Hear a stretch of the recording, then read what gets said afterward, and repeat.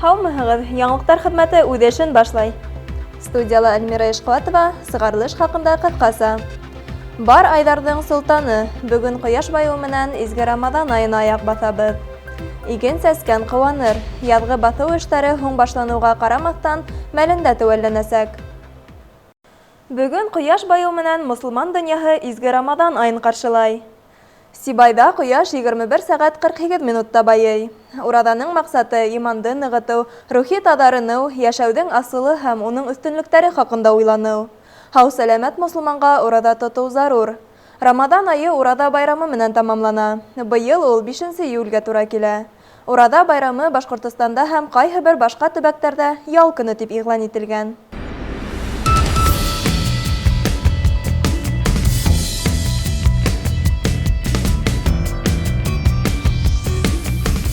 Хөрмәтле ҡәрҙәштәр, мусулмандарҙың шундай зарығып көтөп алған айы Рамаҙан айы килеп етте. Менә бөгөн ҡояш байы белән иншаалла Рамаҙан айының беренсе кисәһе һәм дә шулай уҡ мәсеттә беренсе таравих намаҙы уҡыла.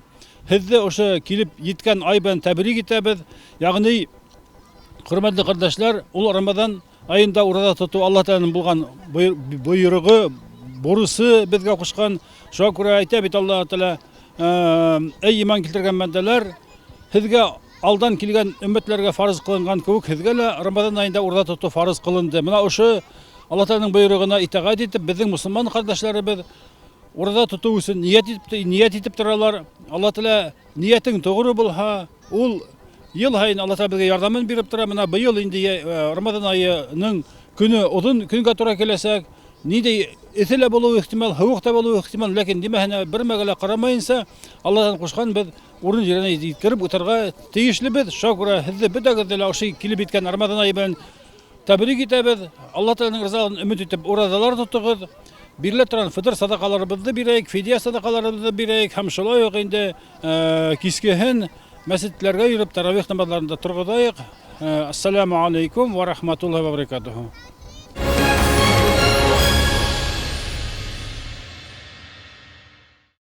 Яҙҙың һалҡын килеү сәбәпле быйыл сәсеү 2 аҙнаға һуңыраҡ башланды. Шуға күрә ауыл хужалығы хеҙмәтсәндәренә был эште бик ҡыҫҡа тоторға тура килә.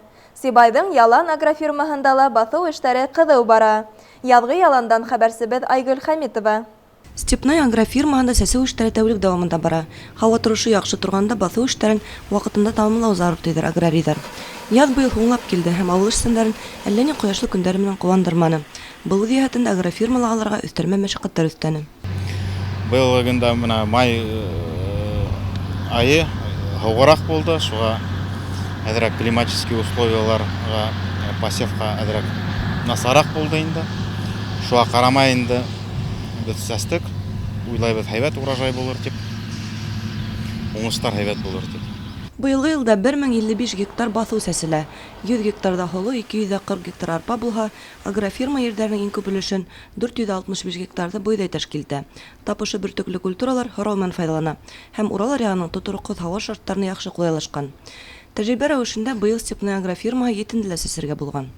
Бер нисә йыл элек хужалыҡ Канадала етештерелгән сәсеү комплексы һатып ала. Замана техникаһы бер юлы ерҙе һөрә һәм орлоҡтарҙы баҫыуға теҙә бара. Шулай булыуға ҡарамаҫтан, яҙғы баҫыу эштәренә ҡул көстәре лә күп кәрәк. Был иһә күптәргә аҡса эшләү мөмкинлеге тигән һүҙ. Степной агрофирмаһы төйәләҫтәге эре ауыл хужалығы предприятиеларының береһе һәм унда йәшәүселәрҙең көн төшлә күп осраҡта тап уның уңышлы эшмәкәрлегенә бәйле. Айгөл Хәмитова, Алик Ҡадыров, Любовь Карпова, Яңылыҡтар хеҙмәте. Йыр яратҡан моңло ғаилә. Башҡорт эстрадаһы йырсылары Фәдис Ғәниев, Лилиә Биктемерова һәм Гөлназ Асаева Урал аръягында булған гастролдәре мәлендә Сибайҙы ла урап үтмәне.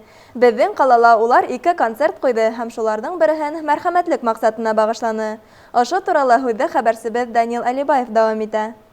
Тымышсыларҙың яратҡан йырсылары, Башҡортостандың атҡаҙанған артисы Лилиә Биктемерова менән Башҡортостандың халыҡ артисы Фәдис Ғәниев беҙҙең төбәктә көтөп алынған ҡунаҡ. Был юлы ла улар Сибай ҡалаһына ҙур концерт программаһы менән килеп еттеләр.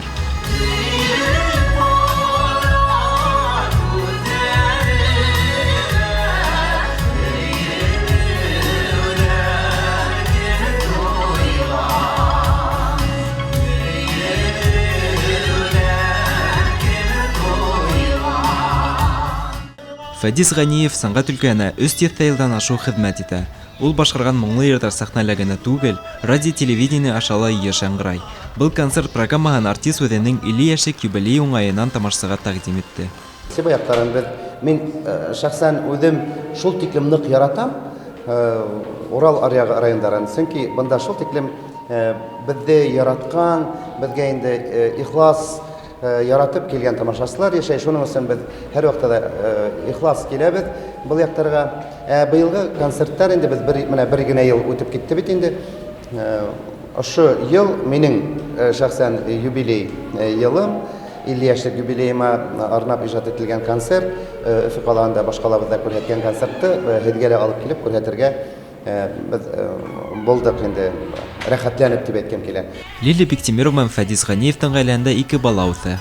Кызлары Гөлназ Асаева бүгін студент кына булуына карамастан үз тамашасын тапкан яшь җырчы Сибайдарды ул яңа йырдары белән куандырды.